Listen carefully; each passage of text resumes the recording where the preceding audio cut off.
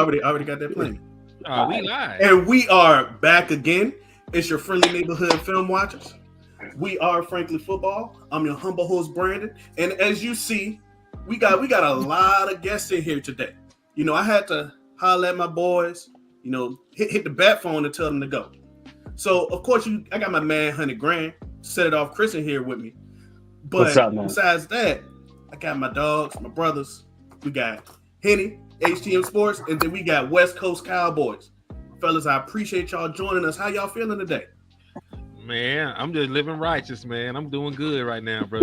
Doing good, man. Good. I hear that. West Coast, how you doing today, bro? Man, I'm probably about 30% living righteous. I'm better than yesterday, though. Better than yesterday. Hey, man, that's all you can do. Just every day we just getting a little bit better, man. You know what I'm saying? Ain't good enough to go to heaven. Ain't bad enough to go to hell, man. But, you know what I'm saying? But we kicking it here. Hey, man, before we get started, man, I want to thank both of you brothers, man. Huge fan of your work. Been watching you guys for a long time. Been watching West Coast forever. Henny, you know, I tip by the liquor store, grab a bottle or two, man. Come back to the lab, smoke a cigar, listen to your stuff, man. So we just thank y'all for coming kicking with us tonight, man. And just want to broadcast and say over your people, man. Thank y'all so much for talking to us, spending time with us. Man, let's get down with this, man, and talk about these Cowboys, man, and what we've been seeing. I watched your show the other day that you did with Vox Lombardi, the big homie. Yeah. And you did some great work there, man. And you had a little game you were working on that. But and we're going to get to that in a little bit, man. But how are you guys feeling, man, about the moves the team has been making thus far into this? I call this like the middle of the offseason. Because you usually got, the first offseason where you make your cuts, you get guys in.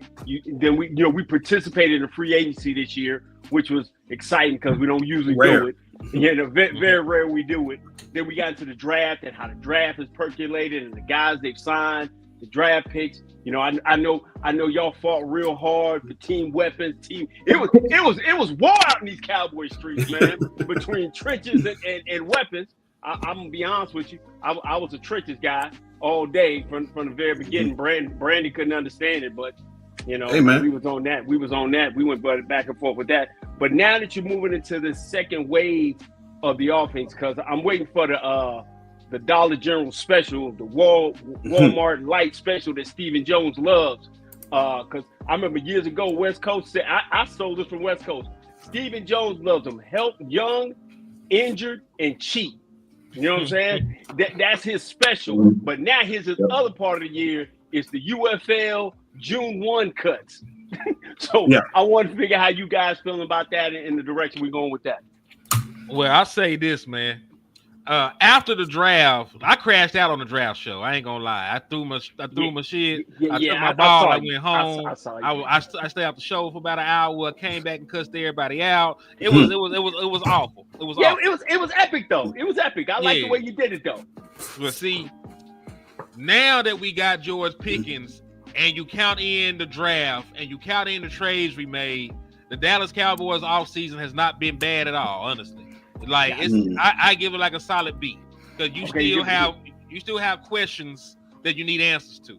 I still don't know how I'm gonna stop the run because Amadi Smith is my only one tech, and I don't know if Amadi Smith is gonna be good this year. Like we're banking on Amadi Smith to take a step so we can have just a decent run defense. You don't really have no depth there outside of him. Everybody else like Denzel Daxton, Justin Rogers. I don't even think they played the snap last year. So I don't really know what's going on with my run defense. And we talking about actually competing.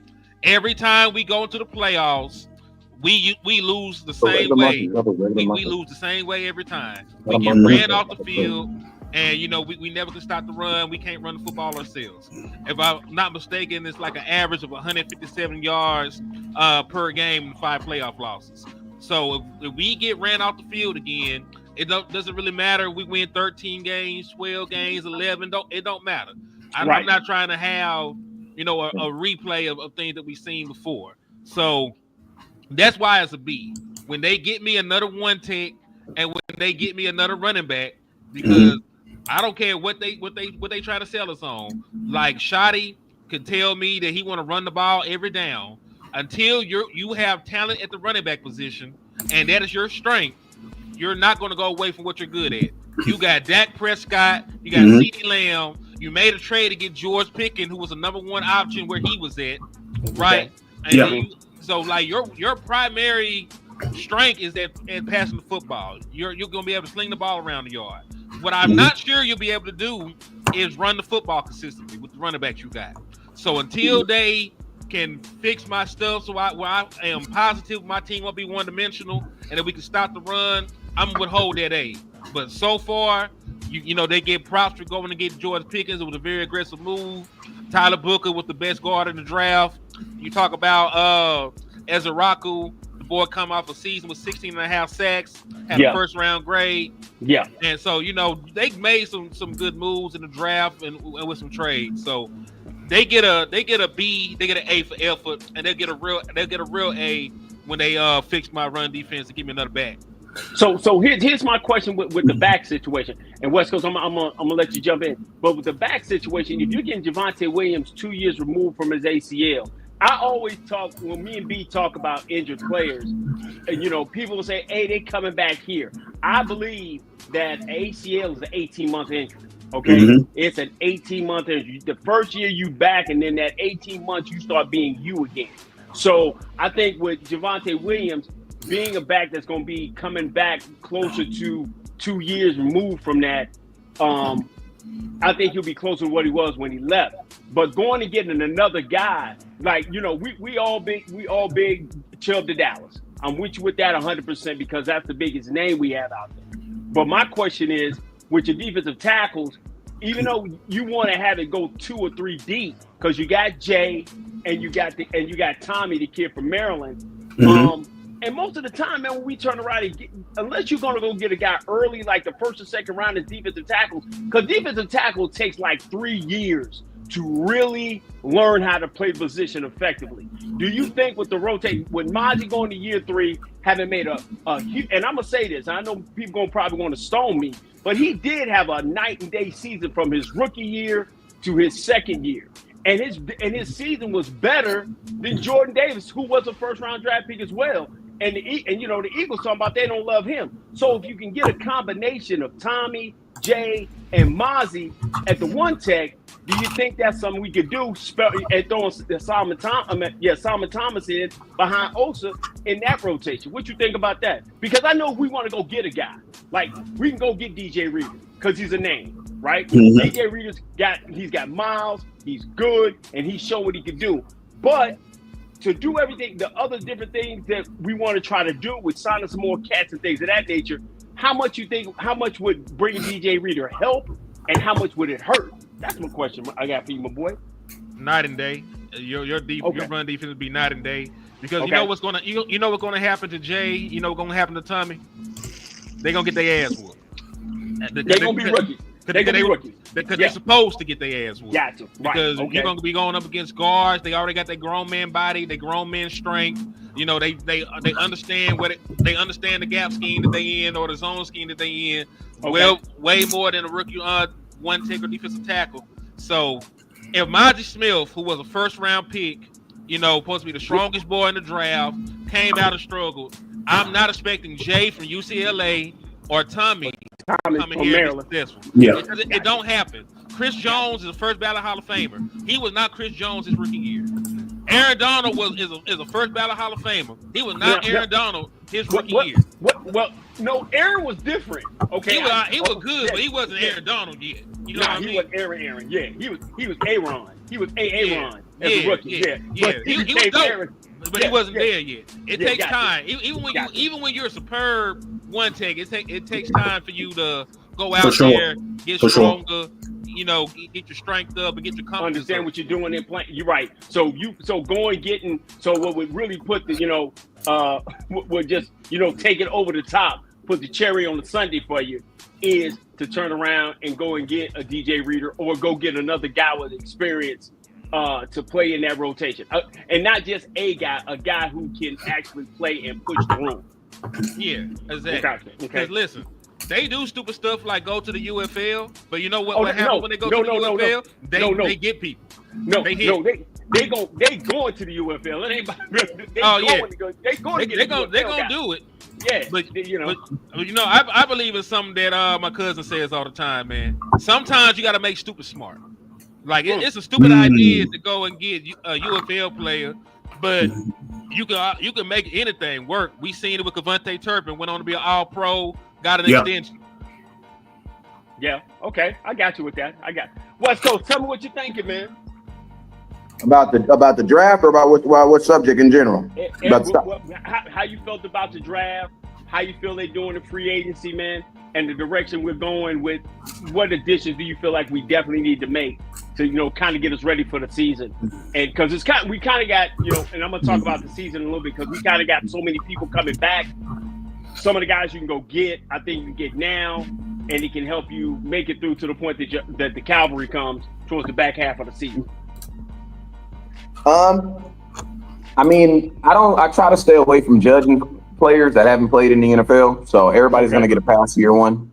And, you just don't know. You know what I'm saying? You got kids that are going to play well that you never heard of.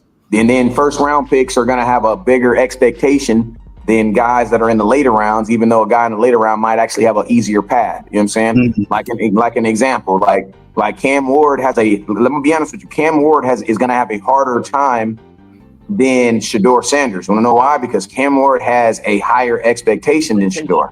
Absolutely. Shedeur don't even got to play a game this year. He ain't even got to play a game, and he would still technically be winning. But Cam he's going to be a starting franchise quarterback. You know what I'm saying? Now, if you're a football guy, you would say, I think Shedeur has the same amount of talent, but the expectations is what's going to really determine if they're good. Because let's think about this: if Mozzie Smith would have went to the Philadelphia Eagles when they got drafted, Mozzie Smith would be okay. You want to know why? Because they have so many guys in front of him. The expectation wasn't necessarily on him to play right now and play well. But guess what? It's different in Dallas because why? Because we drafted you with the thought that you could play now. Now, I'm going to be honest with you. For anybody that drafts a defensive tackle, no matter what round you are, and expects for them to be dominant in the NFL, you smoke crack. You don't even smoke weed. You smoke crack. You know what I'm saying? Because weed don't make you. I smoke some of the best weed in the world, and it don't make you think that way. You know what I'm saying? You said that's the other way. You're for sure smoking crack. You know what I'm saying? Only crack makes you think that you're going to bring a guy. Because you got to think of it like this right now. What are the most experienced players in the league? When you look in the NFL right now, when you see guys playing 10 and 11 years, those are all offensive linemen. Yes, those are all offensive linemen. Yeah. You don't see if you see a quarterback playing 10 years, he's Brent Favre or he's Jack Prescott. He's a dude. He's a dude. But guess what? They have a bunch of there's probably 50 offensive linemen right now that are in the league 10 plus years that are starting that you wouldn't even know who their name is. You wouldn't even know who their name was. Yep. It's the most experienced position in football. So you can't I'm going to be honest with you. The only thing that a young defensive tackle can do to help him coming in the league is be strong than a motherfucker. That's it. That's it. And if you don't have strength, don't have strength when you're young and confidence when you're young, then it's gonna be hard, man, because you can have the best technique in the world, bro, but your technique is not gonna work versus this offensive lineman who's seen all that for the last 10 years. And you gotta think, man, these offensive linemen, they're seeing the best of the best of the best athletes in the world. So it's like your ability to adapt. If you're an offensive lineman that's been in the league 10, 12 years, bro, you're a dude. You're a dude. Yeah. You're a dude. Yeah. So to sort of put a rookie out there and think that he's going to be able to hang with those dudes, it's kind of a high expectation. Then, so, I like the reader guy. I mean, I'm going to be honest with you. I like anybody that's better than anybody. I don't give a damn. Anybody that's better than what I currently have right now. If Patrick Mahomes was available on free agency, I'm trying to get him. You know what I'm saying? Why? Because he's probably he's one of the few quarterbacks that I think that might be better than mine. You know what I'm saying? So I believe every position can be anything in your life can be upgraded except for your wife. That one you got to stick out. You know what I'm saying? You got to make that work. Yeah, you got to make that work. You got to make that work. Everything else in life, bro. Everything else in life has an expiration date. Better TV, better stove, better microwave, everything else. Everything else. Hey, listen to me. Everything else has an expiration date. Yeah, everything else has an expiration date. Okay. Hey, I agree with that. And hey, just to add a caveat, DJ Reader was a top 10 run stopper in the National Football League before he went to the Lions. So how old is he? He's like 30. He's 30, so he's right in his prime. He right in his wheelhouse. He got probably another 4 years, probably 3-4 years to play at the level he's at. And by that time, we don't need him. Yeah, you don't need him because you're gonna have these other young guys. And you're right, and I give you that one, West Coast, real talk, because I thought about it like that too. Yeah, because a lot of times we want to get something that's new. We want the newest name, but we got some guys that's been like on the bench that we want to see what they're gonna do, how they're gonna perform. But right now, what you're trying to do, you probably do need to go get that vet in that area. West Coast, the reason for that, and this is a great segue into the first topic that we had, right? The reason that you get a vet in, especially on the line on either side, is because you have a young, inexperienced player. For example, Mozzie Smith. For example, Tyler Guyton, and that's going to be someone not only to pressure them with competition, but also to be able to teach them the ropes. Chris, if you remember in our show last week, one of our many shows last week, don't miss shows by the way. We talked about how rooms need to get crowded, shoulders need to be rubbing, and people need to get uncomfortable because that is what's going to bring about the best version of everyone. Chris, you always say that pressure is a privilege. That's kind of to experience, Yeah. So in the first topic that HDM, you suggested this one. You want to talk about the position battles now that OTAs are in the going. The D line is kind of one, but in the same time, it's not because once again, there's nobody there. Exactly. So what are some position battles that you're looking forward to seeing in OTAs, and then as we go into Oxnard? Running back.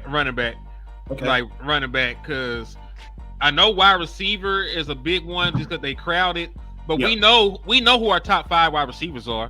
It's going to be CeeDee Lamb. It's going to be George Pickens. They pay Kevontae Turpin. He's going to have a roster spot. They're going to find something for him to do. Yeah, he's your return specialist already, and they're going to probably involve him in the offense. You just traded for John Domingo, and you also got the last year of Jalen Tolbert. Those are your 5 wide receivers by hook or crook. If they carry 6, one of the 50,000 guys we got on the roster going to fight it out to the death. Wes, I think you said whoever can run down and tackle is going to be your 6 wide receiver. I'm telling you, special teams. Yeah. Hey, listen to me. In the NFL, you're in the NFL. The only thing I'm judging my 7th wide receiver on is how fast he can run down and tackle. That's it. That's all he can do. Because that's all you can do. Jalen Brooks gonna have to be a sure tackle. You don't have to go back to the South Carolina. Have to play defense. Hey, what I say? If you want to make you want to be a 7th receiver, my 7th receiver needs to know how to play defense. That's what you need to know how to tackle. I think they got to come in Saturday, pick up the parking lot. Exactly. Okay. But for real, so I'm like, for real though, running back is way more important than that because we got 5 wide receivers. We can run them out there. I'm fine with with those 5 or 6, whatever. Running back is too damn important, right? Because if you look at the numbers, once a quarterback gets into that 40 passes range, it's not good. Not at all. You normally you're playing from behind or something horrible has happened at that point. So I want to try and at least keep defenses honest. If I can run the ball enough, utilize play action, stay ahead of the sticks, I'll be able to do some things schematically to protect this offensive line, protect Dak Prescott, and push the ball down the field. Because in this offense, Brian Schottenheimer likes to push the ball down the field vertically anyway. Because he's not doing all this running to throw a check down. That's why if you look at the boy Tyler Lockett, the first 3 years before Schottenheimer got there, 600 yards, 500 yards, a couple touchdowns. First year with Schotty, he was a 900-yard receiver, averaged almost 17 yards a catch, 10 touchdowns. He's gonna push the ball down the field when he gets on absolute deep threat. So you need to be able to run the ball to get that though. You're not going to trick anybody. If you're just going to go out there not run the football and think they're going to buy it for the play fakes. It's not going to work like that. No play action. I got you. So I need that running back that running back room to get it together. So I'm really interested in that. Explain that running back position battle. What how do you see it turning out? Do you have a favorite, et cetera, et cetera? I don't have a favorite because I don't think much of them. Thank you, Len. Thank you, Wes. Listen, and I get what you're saying. Devontae Williams been hurt, but it's still going on 3 years since the boy had a 900-yard season. It's been a while since he got that dude. That was his rookie. Okay. Miles Sanders. I just saw Chuba Hubbard with the same line go for 1,200 yards. Same line, Chuba Hubbard out there going crazy. Yeah. So Miles Sanders ain't got no excuses. And then I ain't finna. Jadon Blue has potential, but at the same time, in reality, he is a running back that could not even start on his own team in college. That is the truth about Jadon Blue.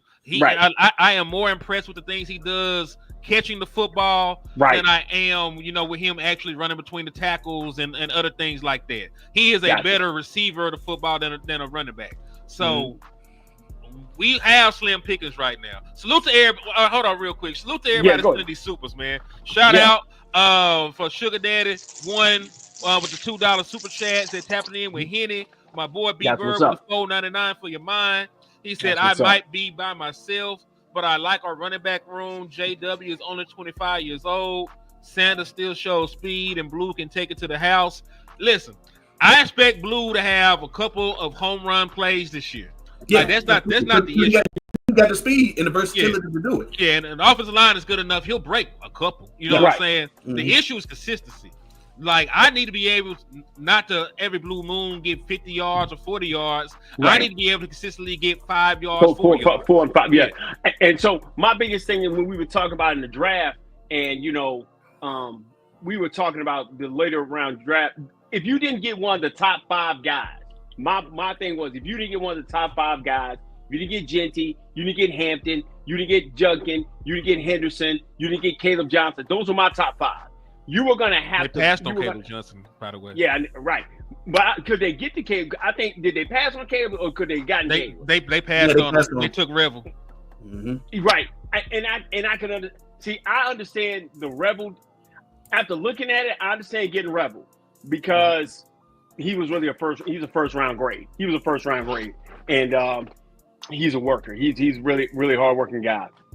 But I knew after the 4th round, the only guy in the 4th round to me that was a every down back was Bashaw Tootin, and he went early. He went to the Jacksonville Jaguars. He was the only guy. Everybody else was going to have to be coupled with somebody. So Blue was going to need to be coupled with Maffa or Williams or whoever we had, but you had to couple him. So I'm totally with you how you feel about Jadon Blue. And like I said with Williams, you're right. Nothing kept nothing kept Miles Sanders from staying in Carolina. They cut him early. They got him out of Dodge early. They said, hey, listen, go ahead, find you a new home because we're going to run with this. They had Jonathan Brooks sitting there with a bad knee and didn't even know what he could do and sent him away. So, yeah, Miles is going to have to fight for it. Me and Brad have been calling it, we call it tryouts. In the Dark Knight, where they you turn around and crack the pool stick, and it's tryouts, and everybody in the room and whoever come out is that guy because I don't think they're going to get rid of Lemke. Phil Maffa is either going to be a practice squad guy or he's going to surprise a lot of people by being able to get on the regular season team. So it's really between Lemke. Lemke's safe. I think between Williams and Sanders, they're gonna have to fight this thing out. So let me explain this. I kind of give Miles Sanders a little bit of grace because not only was Chuba the main guy there, he only had 6 games in 2 years where they allowed him to get double-digit carries. Well, double-digit touches at that.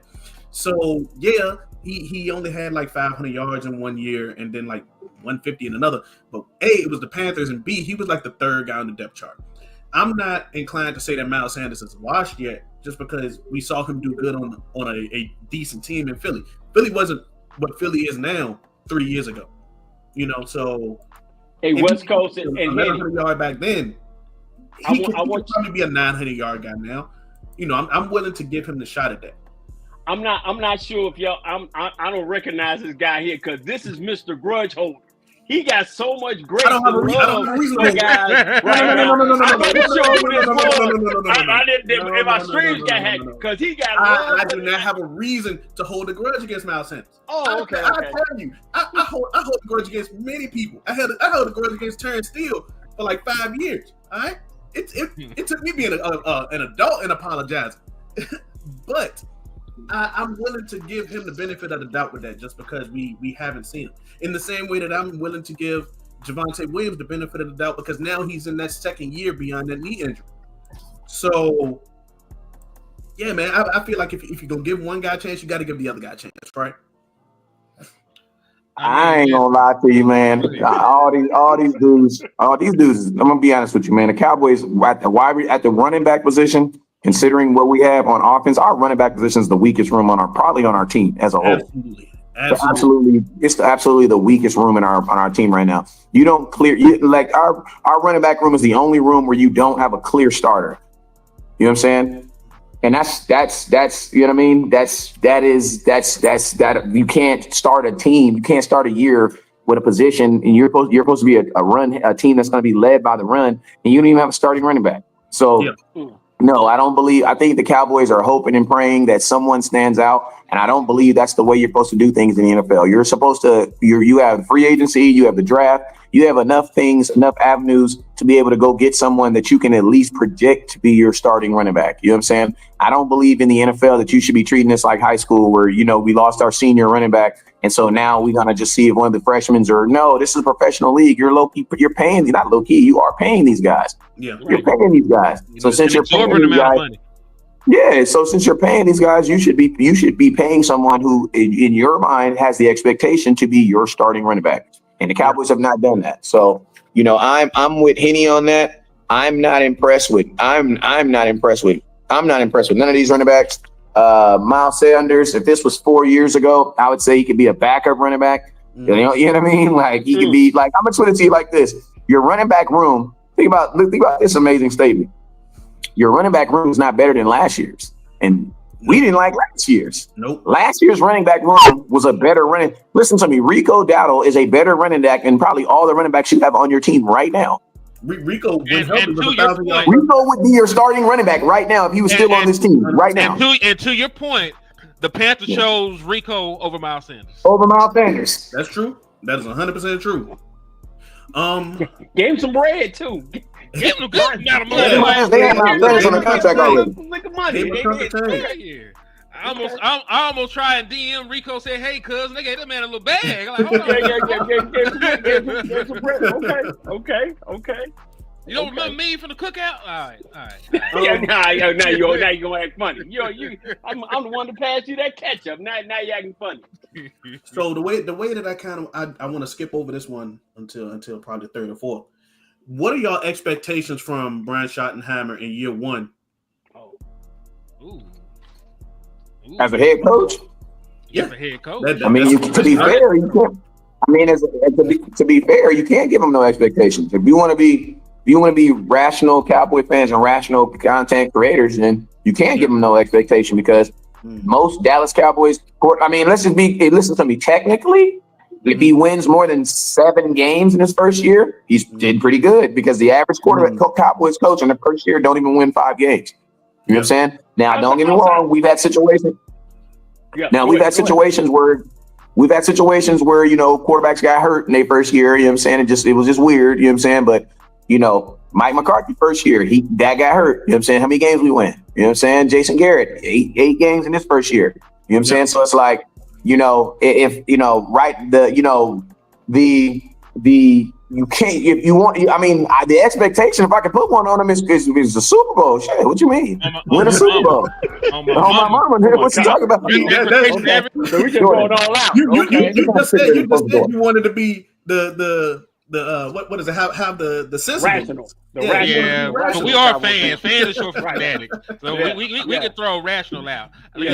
West was being nice. He got to win 12 games for me. You have a roster. I know. No. For sure, he got to win 12 games. But I'm just saying, if you're just looking at history, theoretically, he only got to win 7 games to be good in his first year. Because Cowboy coaches in their first year don't typically do well. You know what I'm saying? Most NFL coaches in their first year don't do well. Good. You know what I'm saying? That is completely true. But I'm saying that. So that's what I was saying. That's what I was saying. But he got to win 12, 13 games for sure. We on the same page. Yeah, you got to win 12 games. You got too much going on right now.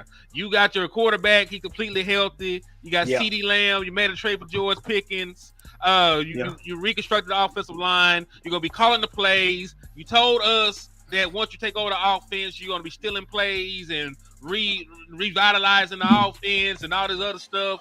You had a good defensive draft and a defensive offseason. You traded for linebackers. You traded for corners. You got one of the best pass rushers in the draft. You have to go out there and produce. Like, it's not fair. You know what I'm saying? Like, in 7 games getting fired. In a 7 games getting fired. In a perfect world, Shotty gets this year to, you know, go out there, bump his head. But I can't even look at Shotty like a regular first time head coach. You are 50+ years old, dog. You've been in the National Football League, you know, 20 some odd years. Yeah, I wasn't even born, I don't think, when he got into the damn league, man. He was a quarterback coach back in like 1990 something. So Kinfolk gonna have to go out there and show me something. Like, I like Shotty. He talks very well. He seems very personable. I can tell the players really like him from the way they discuss the dude. But you got to go out there and win games at this point, Kinfolk. Hey, I'm to the point. I'm definitely with. I hear what West Coast saying, Henny. I definitely hear what you're saying. I think what we got to realize on this is there's only been one Cowboys coach his first year that's got here and got to the playoffs, and that was Bill Parcells. And Bill Parcells, you know, smoking mirror did some different things, but he really didn't have all the pieces. I actually gonna say our boy Barry Switzer. Yeah. Oh yeah. Well, Barry. Yeah, Barry. I want to keep it kind of, and on this side of the fence. Like, to be fair, he did come into a very good. Hey, man, that mug came in with it already laid out. It was, the food was cooking. She was already in the nightgown. She was ready, clean. All he had to do was finish the job. All he had to do to finish the job. All he had to do was come and turn the key, man. I don't want to hear that. We don't want to get. But what I think with him is that he does have an ideal situation. He's got a veteran quarterback that's coming back healthy, and who has probably has the Rock of Gibraltar on his shoulder. How he carries himself. Because I've said this before. Rand Dakota Prescott is the biggest let me hold my beer guy in the NFL. You tell him he can't do something, he's gonna go out and do that and go after it. So he's got that. He's got the wide receivers is fine. You got the revamped offensive line without question. He should. I'm thinking he got to make the playoffs. For him to have a great season, for me, he got to play. But the problem with him making the playoffs is that he's playing for 19 games. I've been telling Brandon this for a while. We playing for 19 games. I don't think we're good enough yet to win the Super Bowl. It's going to take some luck, things of that nature. But he got to get to 19 games. And in that 19 game, he got to have some fluky, like an alien, come out spaceship in the middle of the game for us to lose. It can't be nothing that we do to lose a game. It can't be no 73-yard field goal. We still going to blame him. But he got to get to 19 games. The reason for that, Chris, is because he's tied at the hip to Dak Prescott. Brian Schottenheimer, of course, was the offense coordinator on this team for a while, and his contract directly coincides with Dak Prescott. So a traditionally mediocre season wouldn't be something that's accepted. Because I'll tell you this: if we go to the playoffs and we put up points in the playoffs, but we still lose, let's say we lose 40-37. Yeah, they're not going to blame Brian Schottenheimer. Your offense put up that many points. They're going to run Matt Eberflus out of town, but it won't be on Brian. But if we go out there and we put up 20 points and we lose 30-20 in a laugher, you know what I'm saying? Then they're gonna look him upside his head like you supposed to be the offensive guy. They looking for somebody to blame. It's got to be something. It's got to be the Savior done came and we've all been raptured away. I'm telling you. Any way we lose in the playoffs, they're gonna point the finger at either Rain, Shotty. But you're pushing to get to 19. You want to be knocking on the doorstep and saying, hey, we got this, and this, and we're coming back. But like you're saying, because we have these holes in the running back room for a run-dominant offense, and you got these issues at defensive tackle where you're going to be looking for that. Because I don't think the whole defensive line is an issue. I just think in the tackle situation, it's just the tackles. Because I'm edge rush is deep. Super deep. Edge is deep. Dante Fowler, Michael Parsons, Ezra Rocco, Nealon. You got Sam Williams. Sam Williams, my man. Hold on. Sam Williams might not make this team. Sam Williams might not make this team. Dallas Cowboys put a second-round pick on that boy. They're gonna let him walk. They're gonna let him walk at that comp pick, but they ain't gonna cut that boy. Yeah, he's gonna make the team. He's for sure gonna make the team. And then one thing about Sam Williams, is like the Cowboys don't like cutting people without knowing for sure that if they cut him and release him, he's not going to do like a Saquon Barkley. You know what I'm saying? So they're not going to cut him without making sure that he can't play. You know what I mean? Right. He got to be Taco Charlton before they cut him early. Yeah, they're not. Yeah, they're not. If they think they can get something out of him, or if they think they can get something that's usable out of him, then no, they're not gonna. They're not gonna. And then on him being a second round pick, he's not Kelvin Joseph, so he ain't. You know, I ain't gonna say that, but Kelvin Joseph is killing the UFL right now. Shout out. Don't say that. He's killing. He's definitely killing him. He's killing them down there. He's killing them down there, huh? He's killing them down there. But I think Sam will. I think Sam has a big enough name. I think to be able to keep him in this, and he had production. Like, I mean, if Sam doesn't get hurt last year, I think he has a breakout season last year. I think if Sam Williams has a good season, if Sam Williams plays last year, I don't think Dante Fowler's on this team. You know what I'm saying? Okay. But you also got to think of the fact about sponsors. Sam Williams sponsors ain't here no more. So yeah, but I'm gonna tell you, you know what? I was gonna say something to you. I have something to say about the whole sponsor, right? Ain't nobody a bigger sponsor than Jerry Jones. If Jerry Jones is still cutting that check on the 1st and the 15th, bro, you're still here. You know what I'm saying? And I'm gonna tell you this, right? The only people that need sponsors are people that they don't want to be here, because you know who sponsors you when you're good? Your talent. Can't beat that. You know what I mean? Everybody hated. There's if you got good talent, you ain't gotta have no sponsor. My stats is my Scott. I sponsor myself. But players like guys like I'm gonna tell you, like guys like Noah Brown and guys like those dudes, we knew they had to have sponsors. Why? Because we had no other reason on why they were on this team. If I can find reason in your play on why your team, you don't need a sponsor. The only people that need sponsors are guys who need a sponsor. You know what I mean? Like they need a sponsor because they don't have to play. And to be fair to West Point, the coach didn't even want T.O. here. He refused to even call the man by his name. By his name. Yeah. The player. The player. I will not take any questions on the player right now. He was in Dallas for 3 years, was he not? Yeah. Whole time of the day, he can call that man by his name. Hey. Yeah, that's true. But I'm thinking, because you're saying with the defensive end, with Nealon and all the guys we named, I think Sam has the hardest time getting on the field, but it's going to be depending how they use Micah. And I've just always been a proponent to use Micah like a weapon. I wish they would, Chris. I want to move him around where you don't know where you can find him. Play Where's Waldo with him, but he's coming from all over the place. I think that unlocks what he can be to the next step. But I do think you got guys you can place in certain areas and they can get steady. Now, Nealon and Fowler, Sam Williams and Izaraku. See, I think with Izaraku's going to be able to benefit from being with Fowler because Fowler is just a sack guy. I think, like you said, we talked about guys being their first year. He got 16 sacks playing in Boston College, the ACC, and things of that nature. I had a chance to watch him while he was in college. But he's going to have that. So I don't think he's going to play. I think he's going to play, but I don't think he's going to play, and I don't think he's going to play as much as everybody thinks he is.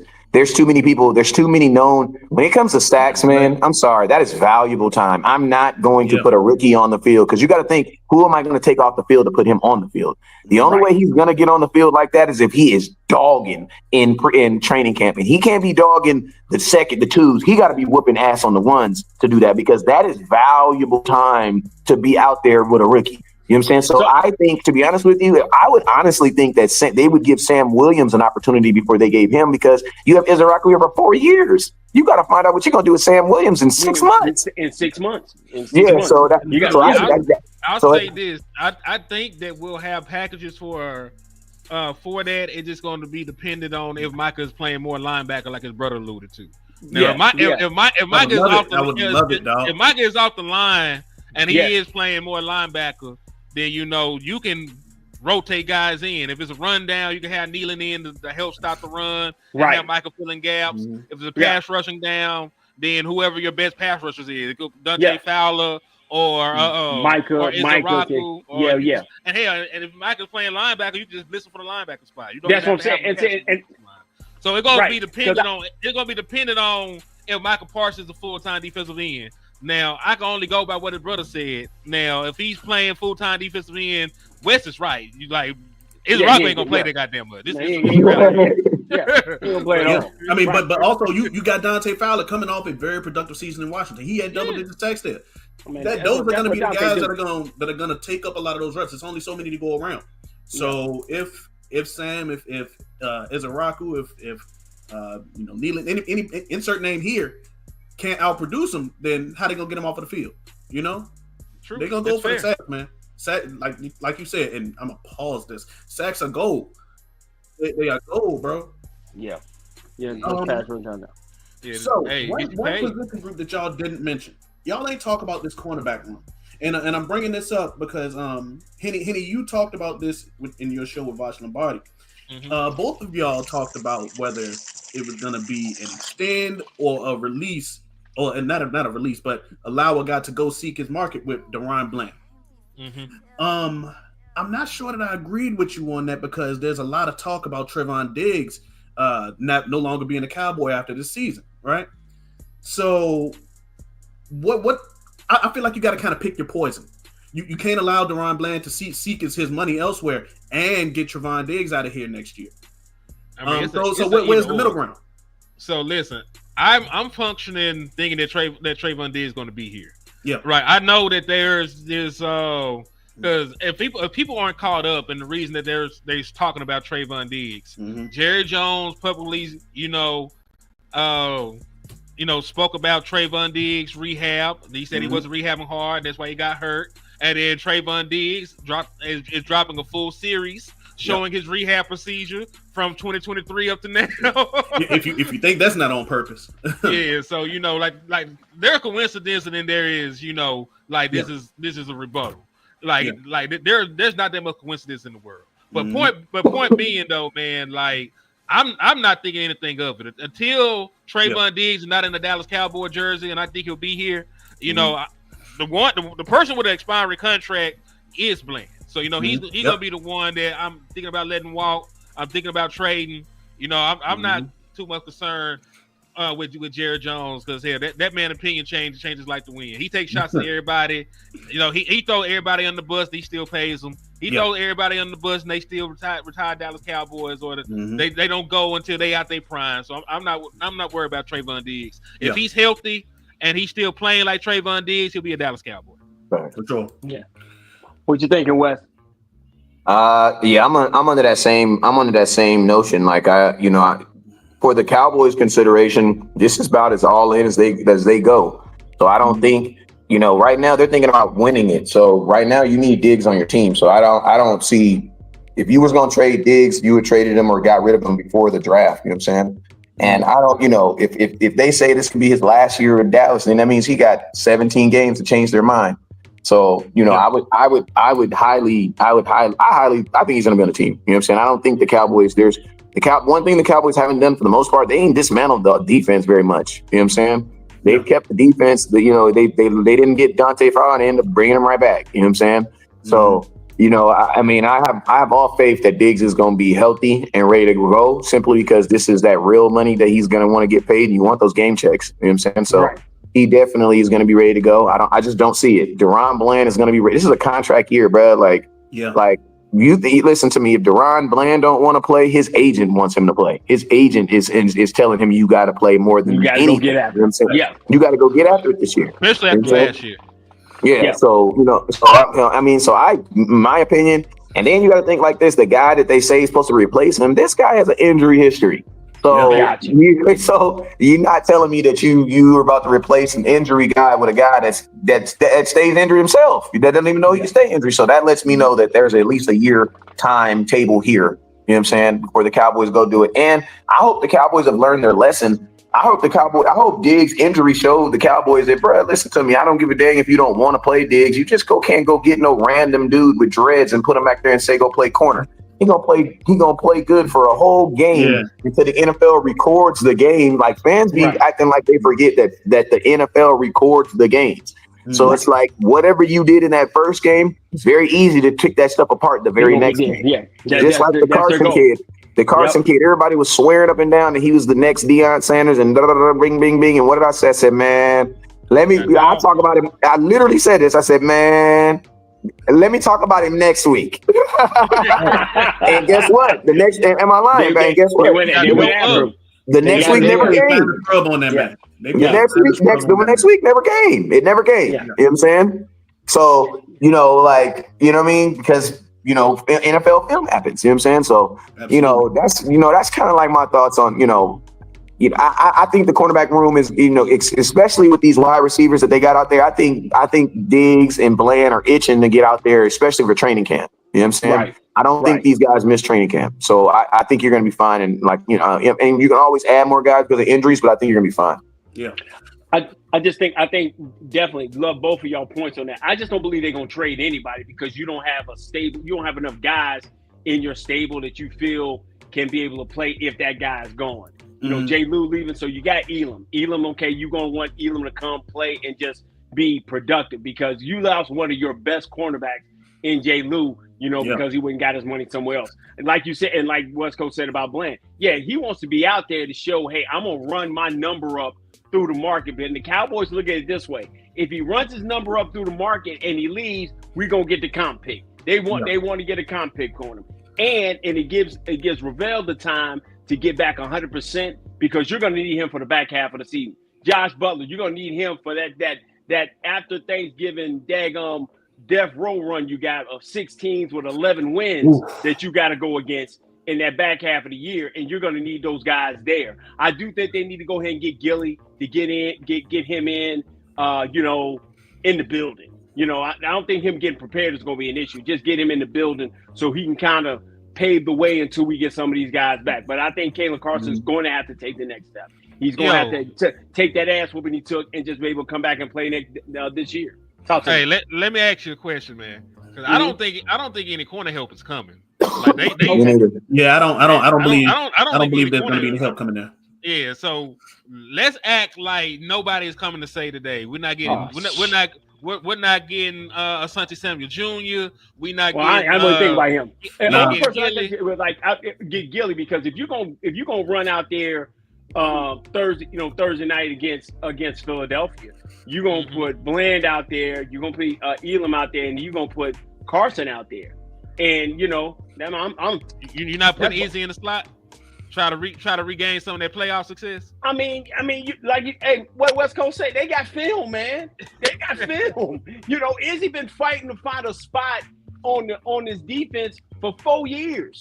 5 years. He's been trying to find, okay, can he play free? Nah. Can he play corner? Can he play outside? We've been trying to find a spot. So that's why I say you're going to have to go get somebody. You can't run them 3-4 guys out. And it's question marks all over the place. Because with Bland, I'm looking at, if I put Bland out there by himself, the only person that ate him alive was DK. Okay. Everybody else he fared pretty well against. But I got Carson over here who's going to have to show me he has had that full offseason peanut butter, that he done got bigger, better, his technique, and everything that comes along with it. And Elam's just trying to, revitalize his career. I think they got to go get somebody. They can't say they're serious about really trying to defend this thing unless you go get a guy that can give me 6 to 8 weeks until I can get Diggs back and get Ravel on the field and find out what he can do to go forward. So are you sure Rebel is not going to be playing week 1? We know Dallas. Listen, okay, we said this on the show before. And so just give you a little context. My kid's a Division One athlete. Okay, he's in college right now. So salute to him. Yeah, no doubt. And so I've had a lot of times where I've talked to a lot of coaches, and he wasn't just like, oh, I hope I get. My kid had 31 offers. He's top wide receiver in the state. He's history book in the state of Virginia. But that's our viewers know that and things of that nature. But I talk to a lot of coaches on a regular basis. So they had a college high school day. The colleges come and look at the new guys coming in. So the ECU coach I've talked to several times before, and I asked him about Rebel. He said, listen, that guy's story and everything, he's going to be a hard worker. My problem with Dallas is, and I think the same thing Diggs had a problem with, we ain't got enough trainers. Yeah. So to have this big, beautiful facility where we doing tours and all that kind of shit, and you ain't got enough trainers to deal with these guys. And this is not something I'm pulling out of rabbit out of the hat. Y'all done seen it. You've seen the players talk about it. They ain't got enough guys to train. So Britt Brown's staff ain't big enough for him to get guys ready. So you gotta go find an outside guy to help you get ready. And so that's my biggest issue. Rebel's gonna come there, he's gonna be there, he's gonna work hard. I don't want to put him out there and crush his confidence by putting him out there week 1, just so we say we got him out there for week 1. When you can go and pay Gilly $2-3 million, you know what I'm saying, or go find a guy of that level, because we're gonna really get back to the main guys that we're looking at. I'm still putting Stephen Jones on trial against Howie Roseman. Go find me the best players possible, and I really need you to run them pockets where you got maybe $1-2 million set off in instead of this 37 you got sitting off in the cut like we waiting for a rainy day fund. So go get me another cornerback that I know I can bring my guys along slowly, surely, and they ready for the season. Hey, real quick. 19. Go ahead. Hey, shout out to Donald Holmes for the cash app. I appreciate you. And shout out to B-Bird for the $4.99 for your mind. He said, I feel like they rushed Diggs back, causing him to injure himself. They should have signed Gilly last year to give him time to properly heal. Listen, I agree with everything y'all said. That's why I said, that's why I predicated with we know them. I'm not saying it's the right thing to do. Oh, yeah, we know for a fact. We know what they if he can walk, he might be. If he can lace his shoes up, we're gonna put him out there. He can get some snaps. No, man, and that's what I'm saying. You know, I'm always on Steven and Jerry about we don't, because it's kind of like they placate us. You know, T.I. word of the day, but with getting us a guy with Pickens. We all up in arms about Pickens, but we looking on the other side of the ball, and I got holes over there that I need to go fill. I went and got Ingram. Okay, he was okay. He has potential. He's a first-round grade. But I don't have my 2 dogs that I really need that's going to help me win this thing and fight to get to 19. I'm going to need Diggs. Yep. I need Diggs like a fat kid need sugar. I got to have Diggs so I can do what I got to do. And I need Rebel to get here to show. Because see, what Rebel does, he changes how I look into the following season for a cornerback. Because I know I can put him on one side. I can put Diggs on the other side because I got this money. Now I can draft and maneuver different. So make the moves that make that happen. Go ahead. But here's the thing, though. You might say that you need somebody to substitute while Diggs is out. The Cowboys don't think that way. They think that he's here. We're paying him all of this money. We're going to get use out of his services, and that's kind of something that they do every single year. Well, we're paying this guy this much money. You know, he has to produce, even if he's not healthy yet, and that's why guys get rushed back. That happens all the time. Hey, but you got to remember. Guys don't listen to me. The organization don't rush guys back. Guys rush themselves back. Go get your please. They rush themselves back. That is a unit. Now listen to me, because you got to remember, these guys are signing these contracts, man. They know what they're signing. They understand what they're signing. So it's like, can't nobody put no pressure on me to perform more than I put it on myself. You know what I'm saying? And I had to learn that too, because the organization, you got to remember, once you're medically cleared, you can play. Yeah, right. Sure. Like, you know what I mean? So it's not like you have to get medically cleared. So if you are medically cleared by the NFL, technically you are ready to play. You know what I'm saying? But my question, and I'm gonna tell you, like, if the Cowboys as an organization is saying something about Diggs' recovery, I'm not gonna be one of those, you know how sometimes, like, I'm not gonna be a parent where it's like, oh, it's my kid. I don't care what nobody say. I don't care. My kid didn't do. No. I'm gonna be one of these responsible parents and be like, you said my kid did what? Well, if I know my child and I know the things that they do, you know what I mean? Like, you come, you come to my house and be like, man, I found some dirty dishes. My son TJ washed the dishes because it was his day, and I found a dirty dish in the sink. I mean, in the cupboard, looking like it was clean. I'm gonna be like, I might defend my son, but at the end of the day, I'm thinking in the back of my head, man, I ain't gonna lie, that sounds like something he do. That's something he did. I know that sounds like something he do. Yeah, absolutely. So I have to, when I hear things like that, I ain't gonna lie, I gotta kind of lean toward Jerry on that one. You know what I'm saying? And be like, dang, why would he say something like that? Because many of players have gotten hurt. Many of players have, gone through rehabs in Jerry Jones' world, but he don't really question stuff like that unless Jerry know.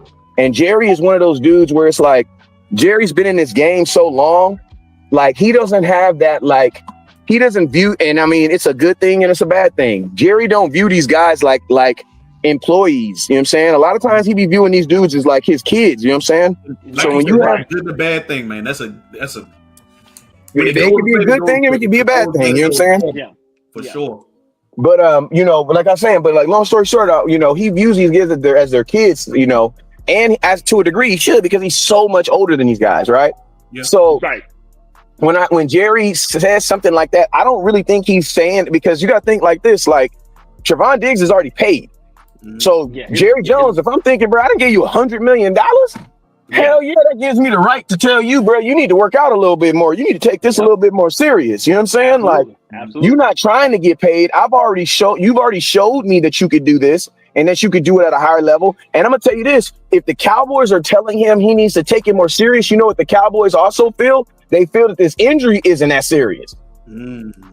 So I think last year you can't really count last year towards anybody, because I think a lot of dudes, man, they balls got checked, man.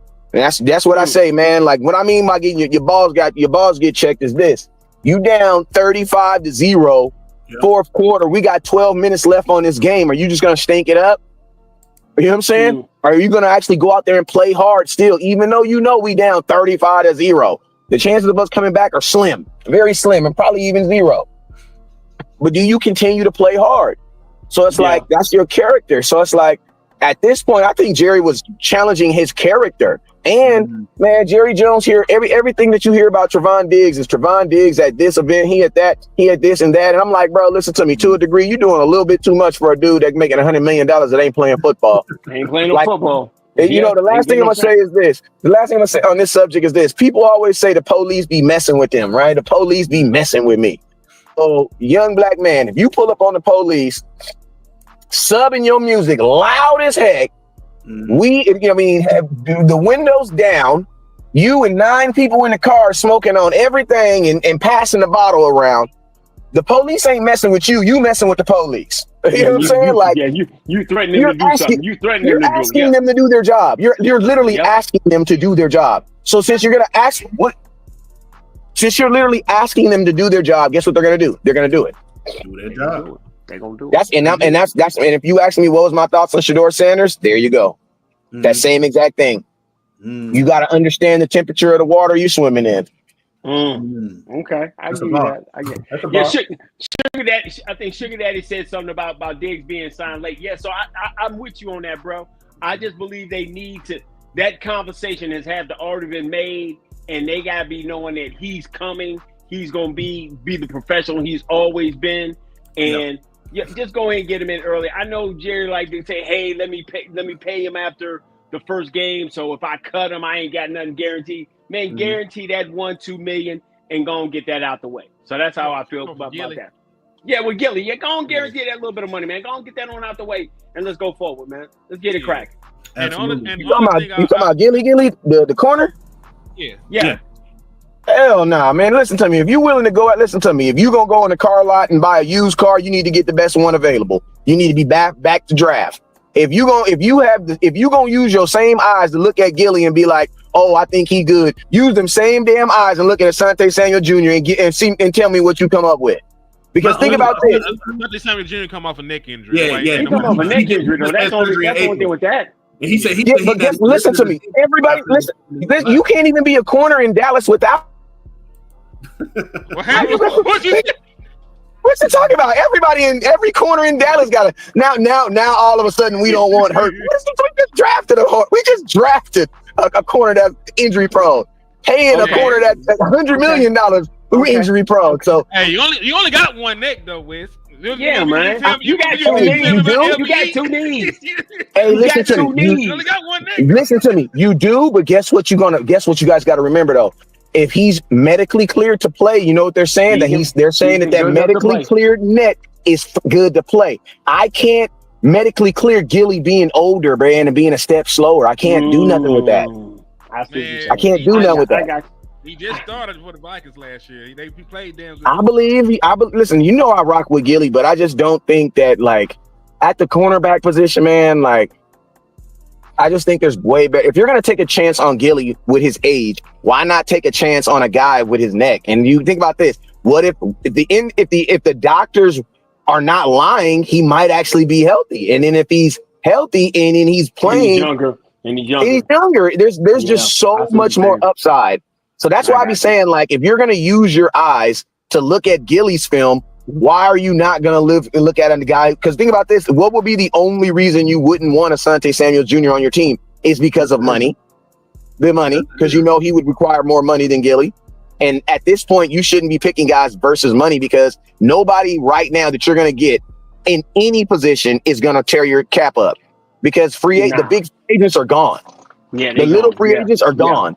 So there's nothing you can do right now that's going to make you be like, oh my God, we're screwed financially. So I tell you what, because that's one of the reasons I stayed away from Asante. But if I go look and he's still playing good football, then I'll bring him in for a cup of coffee. You know what I'm saying? If he he's not even listening to the team. He's not even fielding conversations until after his checkup in July, mid-July at that. Well, I mean, okay. Yeah. So he went. Well, like I said, if he's healthy and they say he's good to go, I'll put a little cream and sugar in his coffee. You know, I'll put a little cream and sugar in his coffee. Like, no, we're gonna be bougie. If he healthy, we going to Starbucks. Yeah. Oh yeah. We're gonna get the big. Yeah. Hey, if he's healthy, I'm gonna be honest with you. If he's healthy, you sign him. Like, because I'm gonna tell you this right now. That's a 2-3 year deal, right? Yeah, you do. Yeah, you do. Yeah, do a 3-year deal on it. You do. Yeah, like I'm signing him. You know what I'm saying? Yeah. If he healthy, then that's fine. I got PTSD from dealing with your boy that used to hunt wolves and stuff. That's all. Oh God! Oh, Leighton Vander Esch. Yeah. Both of them had problems, but yeah, I get you with that. Yeah, absolutely. But you can still. Hey, but think about this: Leighton Vander Esch had injury. He had a neck problem in college, though. In college, he came up in. Yep. Yeah, he came. Like he didn't get hit in the NFL. You know what I'm saying? Asante Samuel Jr. didn't have an injury. He's not like Leighton Vander Esch. You could actually say that he is a documented injured player. Yeah, like absolutely. there was a time in LVE's life where they didn't think that he was going to play football again. And think about this: that wasn't even in the professional league. That was in college. That man needed vibranium in his neck.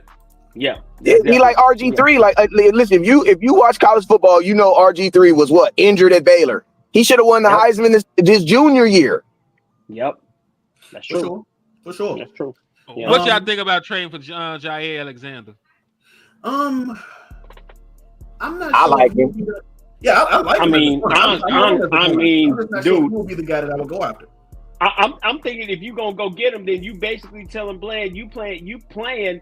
It'll put a fire under Bland ass even past the agent because I'm playing to go somewhere else. Because if I go get Alexander, yeah. If I'm going go get Alexander, I'm gonna go ahead and pay him. If I'm gonna go and then I'm already gonna bring Diggs back slowly, and Ravel's gonna be there too. So if I go get Jair Alexander, I'm already telling Bland's agent, we don't know your name no more. You might want to start looking elsewhere because I think that's what's gonna happen. I'm not gonna trade him. He gonna come. Yeah. He gonna come play. I'm not even thinking about trading him. I'm gonna play him heavily. Let him go get his value up, get his worth up. And like Willie Beeman said, and when you decide to trade me, waive me, or whatever you do, his value gonna be 10 times more than what it was when he got here.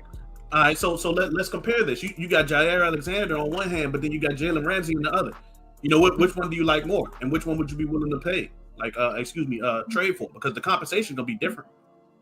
I'm gonna go get Alexander. Speaking of Bland, Clarence here reported this. Mm-hmm. Cowboys Pro Bowl cornerback DeRon Bland worked in the slot today with Khair Elam and Andrew Booth on the outside. I asked Bland about it, and he said he prefers to play outside in what is a contract year for him. He said he would be talking to the Cowboys about it. Mm-hmm. Yeah, so he better. So he ain't happy about it, but at the same time, he better. Who else is gonna play the slot though? But you know what that also means though? You know what that also means though? When you see stuff like that happens, that means that the Cowboys actually want him. They just don't. They want him because they're trying to put him in a position. Yeah, they're trying to put him in a position where they can pay him less, but they do want him. Yeah, they do want him, right? But that was always the biggest thing. He's always been better at the slot. He can play outside, but he is a better slot corner. But it got to the point last year. Jay Lou can't play outside. Bland can't play outside. You play Jay Lou inside, and you live and die with Carson or Izzy or whatever. Yeah. But like I said, you still got to go get another guy. We're closing shop down.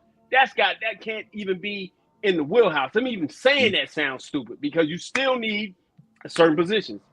Yeah, you definitely need a corner. You definitely need a running back, and you definitely need a one tag. So I Now- don't think he can be nowhere near being close. Now, one thing that I am happy about, and I'm glad that y'all mentioned, Henny, you talked about like OTAs and things like that. They did have Wanye playing in the slot a bit today. They had him in the slot and at safety, just trying to figure out the best spot for him. I love that because I think that Wanye Thomas is very talented.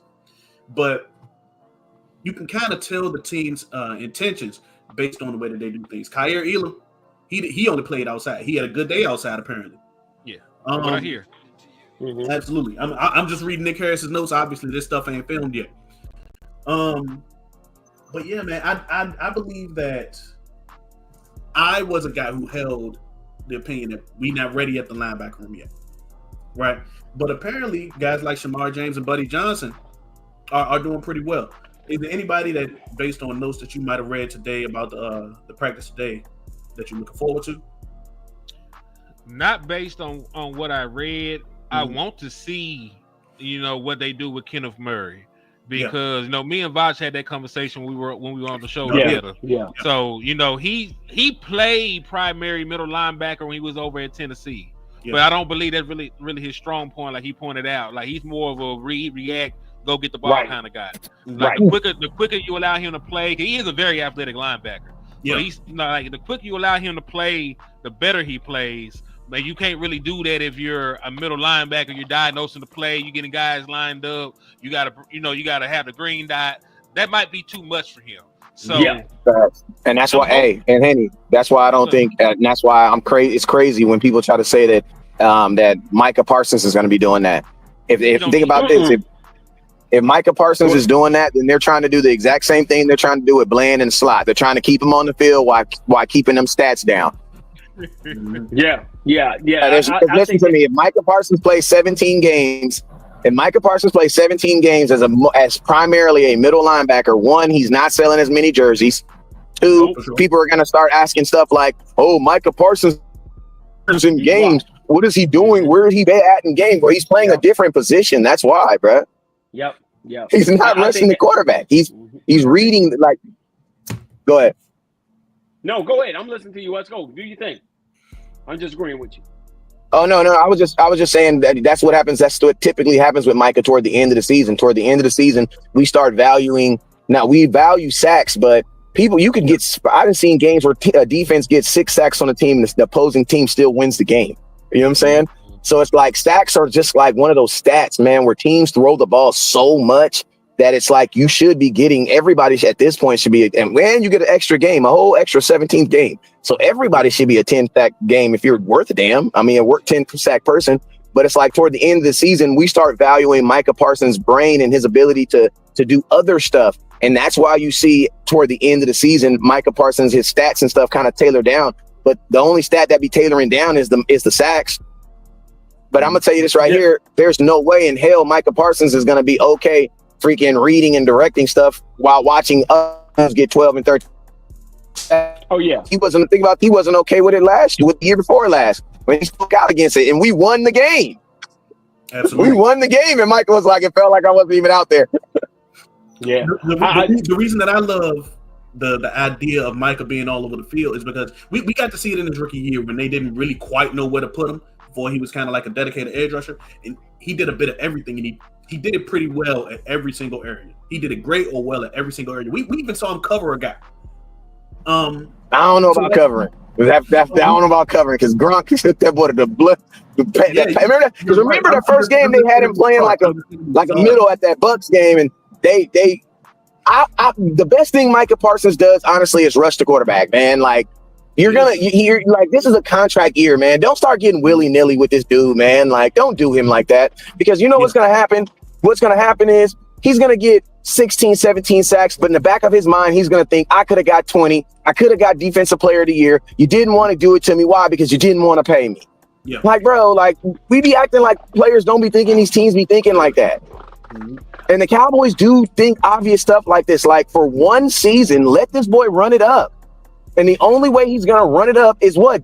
Putting his hand in the dirt or standing outside that tackle. Let that boy go get them sacks, man. I think for the betterment of the team, I think you can do both. I think you can do both, fellas. I think if you move him around, first off, being a green dot has never been something I wanted him to do. I've always wanted him to just be a piece where he can go make plays and different things. But my thing is that I really want the Micah that we see in September and October be able to be that guy in December and January. But because we rush him from the defensive end so much during early part of the season and all through the season, he gets beat up. So I want to put him. I want to put him in an advantageous position where he can do that. Go get 15, 17, 19, 20 sacks. Go do that, but be able to move him around the board on the field. Yeah, I'm with that. I'm just not with him going. I'm not with Micah Parsons going backwards at all on anything. I'm against him going backwards in anything. That's not at all. Why? Because he's not a corner. He's like, there's no reason. Listen, there's never a time on any offense where I'm going to see Micah Parsons in coverage and I'm going to be like, yeah, I think Micah's going to cover him. No, never. Right. Like, I seen Micah Parsons play middle linebacker and I saw Daniel Jones rush for 76 yards. Okay. And everybody's asking. And listen, and you know the thing that sucks? You know the thing that sucks about Micah Parsons is this. We'll put him in that position to play like that Micah linebacker, and he'll play fairly decent. But since he won't get sacks, you know what he's going to get? Crucified. Because everybody said, well, Micah Parsons didn't have a good game. Well, bro, y'all had him playing in the middle of the field, trying to stop the quarterback from the middle linebacker position. Why don't you have him rush the quarterback? Mm-hmm. So it's like Micah's going to get, it's like if you put him in a position where he's not able to play at his best and impact the game, he's going to get blamed for it. And that's why I say just leave him. Like and it's like a double whammy for him. You know what I mean? Like he's on the field and you don't see him make the play. You're like, it's like Jalen Smith, man. Like everybody hated my boy Jalen Smith. You know what I'm saying? Jalen brought a lot of that on himself, but I can understand that. I don't see how that. Right.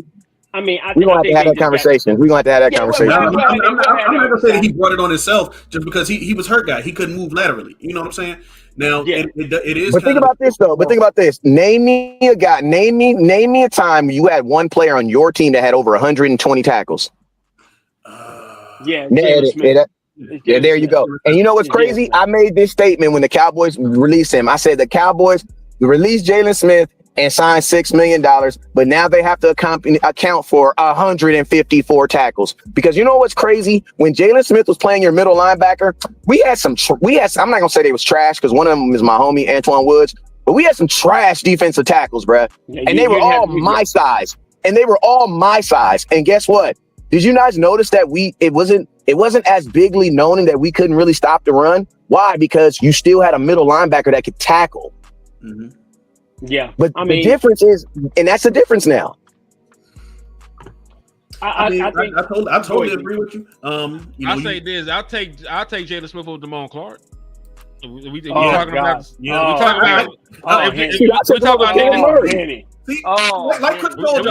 if we talking about people that don't serve a purpose on the team, Damone Clark should have been gone. I'll take Jalen Smith. I'll take Jalen Smith over all our starting middle linebackers right now, who we don't even have on our team. Now, so here's the thing. My issue with Damone Clark is you can physically see him processing the game. Mentally, his mind doesn't move as fast as his body does, and he's always a step behind as a result. Chris told y'all I hold grudges. I can't stand Damone Clark. I tell you, he's never wanted Damone Clark on this team. No. Always talk about that man. No. And I've noticed that since college. I've noticed that since college, and it's not something that has developed away yet. Well, that's why. What did Micah Parsons say? That's why you played at Wyoming. Micah told you, but yeah. So I can see what you're saying. So with the middle linebacker, I think it's really between two guys. I think it's between Jack Sanborn and Maris Liufau. I think it's between those two. And I think Jack Sanborn's going to win that job. He had the green dot today. Yeah, I think Liufau is better than not being a middle linebacker though. Like he is a very good athlete. He can cover.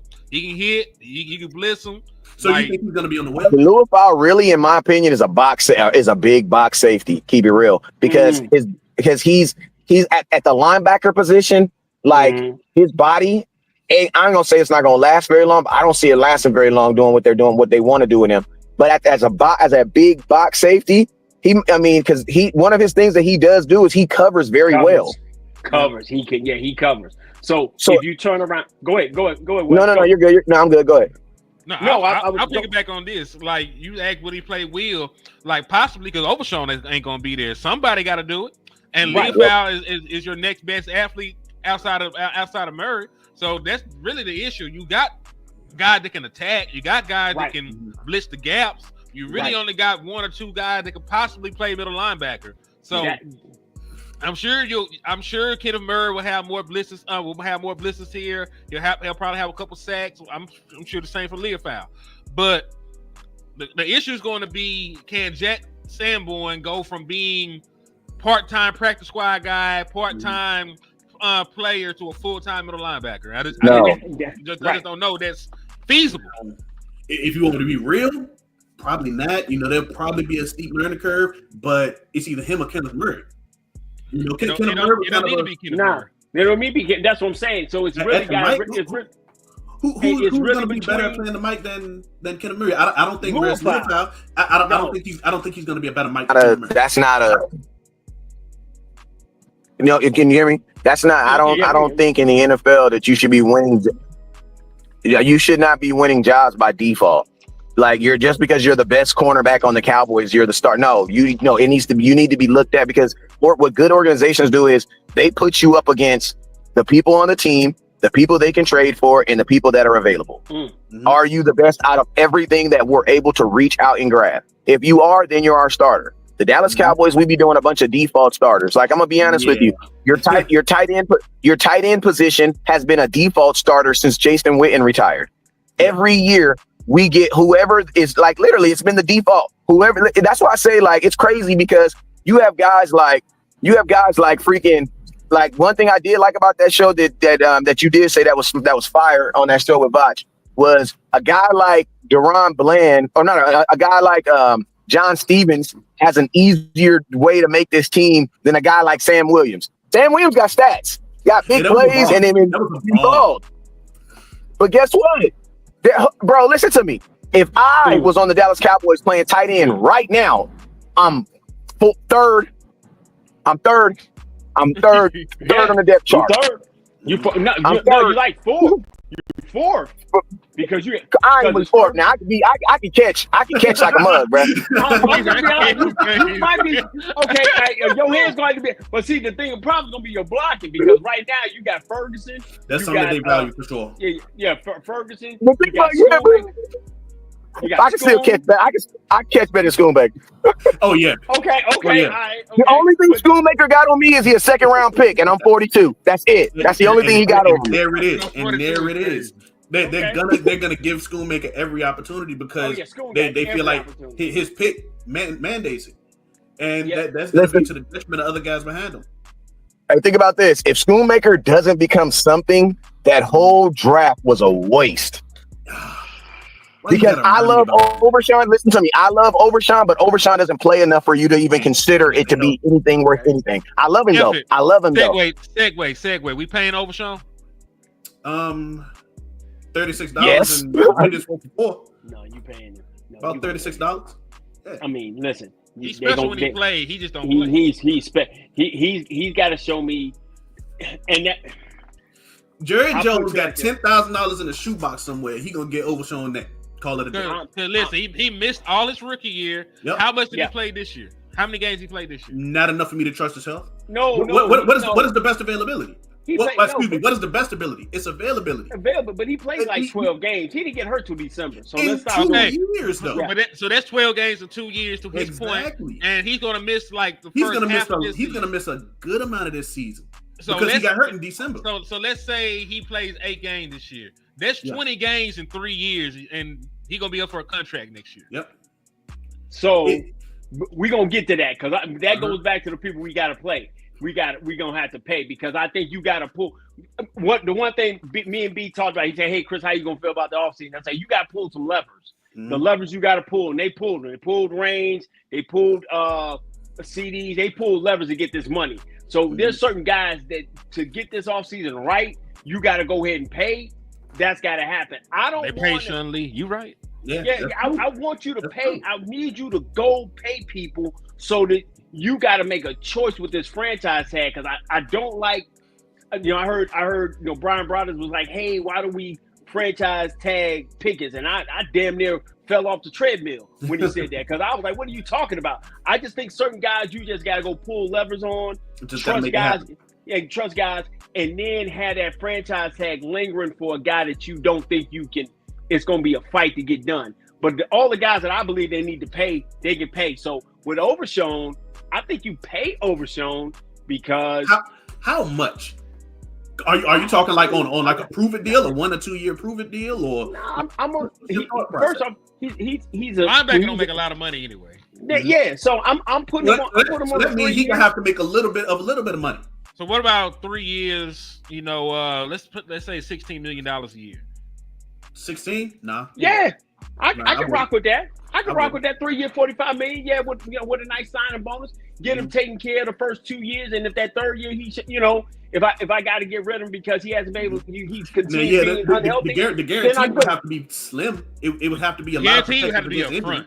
I want to load it up front. Yeah, I want him paid. All his guarantee you need to be trying to get out the contract by year 3 if he don't work out. I need people to understand this too, because I might be getting crucified in the chat.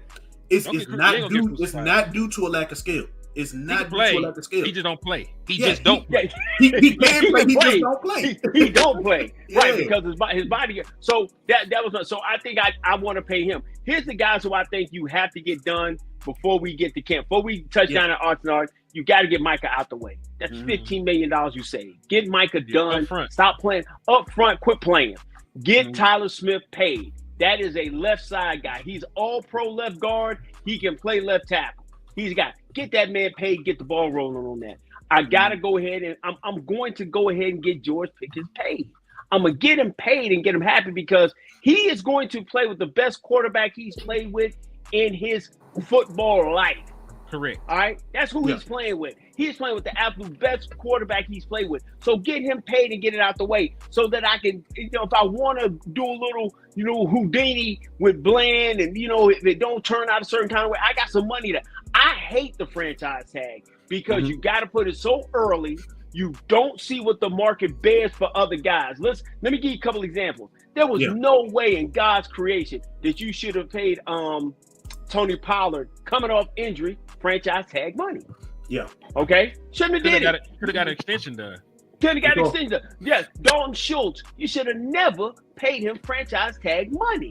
Mm-hmm. You see what I'm saying? So I think there's certain guys that I can put another guy in, or I can because like I said, West Coast can go at least go catch for me. Now he ain't gonna help me with blocking, but he gonna be able to go catch the balls for me. So my thing with the tight end situation, even with Ferguson and with the young cat that they got from Auburn, everybody looking over their shoulder in that room. I don't think nobody. Fair day. Yeah, I think he's 1 year off season peanut butter, getting some rapport. I mean, he gives me what Jake Ferguson gives me, and I love Jake Ferguson. I love Jake, but I still know I know I got Spanford over here. I'm gonna have Schoon. Schoon is going. You're right, West Coast. If Schoon don't show me something this year, that draft is absolutely a waste. It reminds me of the 2009 draft. Everybody remember that draft, right? No, and that's the reason we don't remember. I was in high school, Chris. I was in high school, Chris. Okay, no problem. Yeah, that was proud, Chris. That's when they went and got Jason Williams for Northeastern Illinois something to just be a rover. It was like the special teams draft. It was absolutely god awful.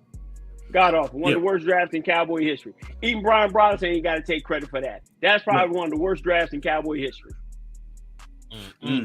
It's rough. Hey, the game is the game, though. The game is the game, and I do think that the team has a lot of different philosophies now when it comes to drafting and player acquisition and things like that.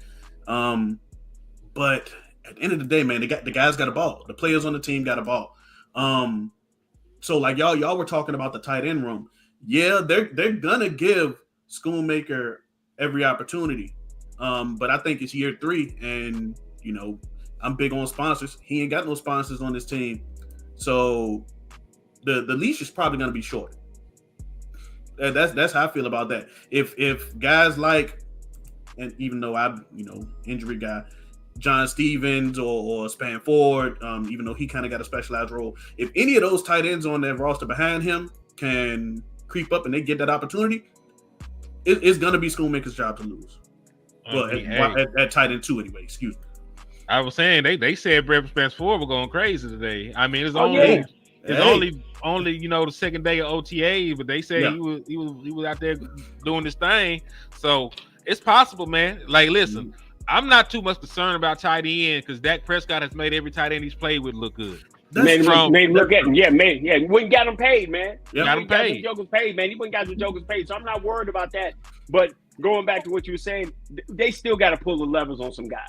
They got to do that. You can't keep running around here with all this extra money in your pocket to say, hey, I got extra money when you supposed to went to the grocery store and got everything on the grocery list and you ain't got it yet. Your mama looking at you sideways like, why you bring the eggs? Why you bring the milk? Why you get the bread? You're trying to get this fan base to have faith in you that you're trying to compete for a championship. And you can't do that with having money set to the side that you could have spent to go acquire players. You can't sit up and tell me this is a 365 day. I'm gonna stop saying that because when he said this is a 365 player acquisition, he go get them when he feel like it. Because there's certain guys you just need to get in the building and find out what they're gonna be able to do. I'm gonna tell you, you preaching, but I'm gonna tell you the problem with the Cowboys is too oftenly we've done. Can you hear me? I can hear you. Okay. I said too oftenly the Cowboys have done things the wrong way or the non-football way, and it's worked out. Like, you know what I mean? Like too often. Yeah. Like imagine if grandma wasn't cooking with all them spices and stuff and the food was still coming out good. Like that's not how it works, man. Like the Cowboys, like there was a season where they literally went out there and tried to do wide receiver by committee. And you know what Dak did? Dak just went out there and had the second best career season of his life. Why? Because he knew he had to. He had to. Right. He did. Yeah. Like, so it's like, that's the problem with the Cowboys. Like, you know, I always say that the Cowboys make too many football decisions that are not based on football. You know what I'm saying? Like they make decisions based on other things. And the thing that sucks about the Cowboys is sometimes the stuff works out, bro. Like 2 years ago, not last year, but 2 years ago, like last year we were expected and thought about, oh, we're going to take it this far and go this far. But 2 years ago, we weren't looked at like that. We was coming off of another weird season. And then guess what happened? The Cowboys went out there and overachieved in a season where we didn't feel that the Cowboys did enough to bring anything to the table. The thing I'm going to tell you, the Cowboys' biggest problem is Dak Prescott be covering up way too many mistakes, man. Amen. The Bible says the Bible says love. The Bible says love covers a multitude of sins. Basically, meaning if you love somebody, you know what I'm saying, you overlook some stuff. You know what I'm saying? Your brother tell you your breath stink, you might look at it. You know what I'm saying? The problem with Dak is Dak covers a multitude of sins, right? Like, and we beat the Philadelphia. He's 8-3 versus the Philadelphia Eagles, and I promise you, in every one of them games, the Philadelphia Eagles ran all over us. Probably.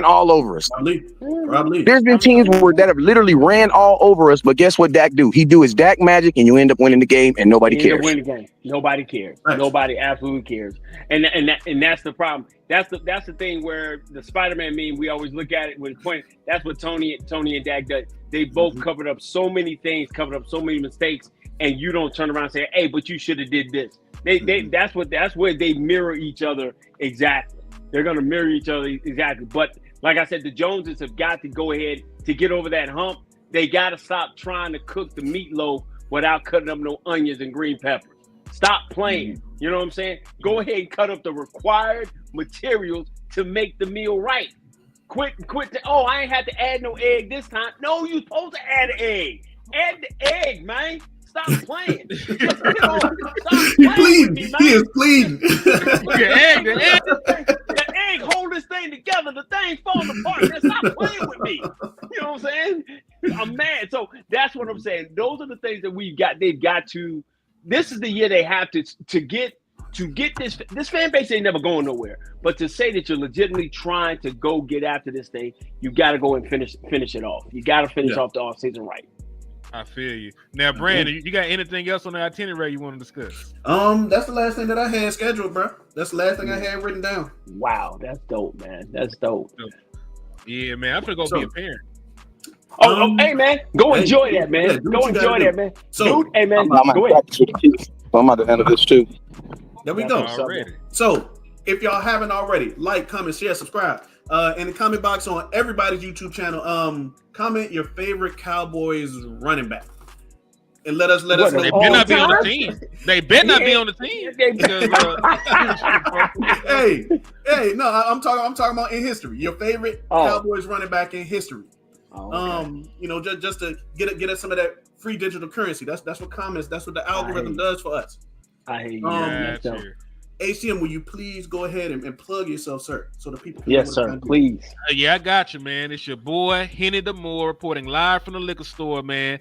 On YouTube it's HTM Sports. You follow me on Twitter, it's the same. So just tap in with your boy. We're gonna be getting drunk over here off the Dallas Cowboys content, and I appreciate y'all for having your boy on here, man. It was a pleasure. I enjoyed myself, man. We'll have to do this again real soon. Yes, no sir. doubt, man. West Coast, come on, man. Please plug yourself, sir. Let the people know where they can find you. Oh man, West Coast Cowboy, man. You already know what it is. You just YouTube, Facebook. I ain't logged back into my Twitter yet. They took my Twitter, so you know what I'm saying. But my Twitch should be up and everything else. Anything that's social media, type in West Coast. You should be able to find me on there. Perfect. Man. Listen, fellas, thank y'all so much, man, for kicking it with us, man.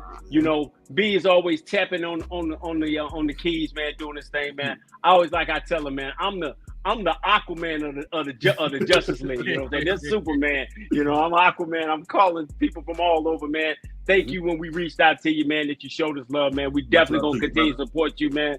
Definitely want to get back with you, man, before because we in this period of the year where we trying to stretch this thing, we trying to get this thing stretched, man. If we find Dallas Cowboy playing across the street with an old lady. Let's talk about that. You know what I'm saying?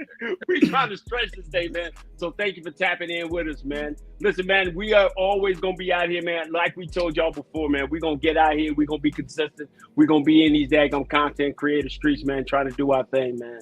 Man, I'm the sidekick, man. Rocking with my man B, man. And we will forever be Frankly Football, man. And until next time. Peace.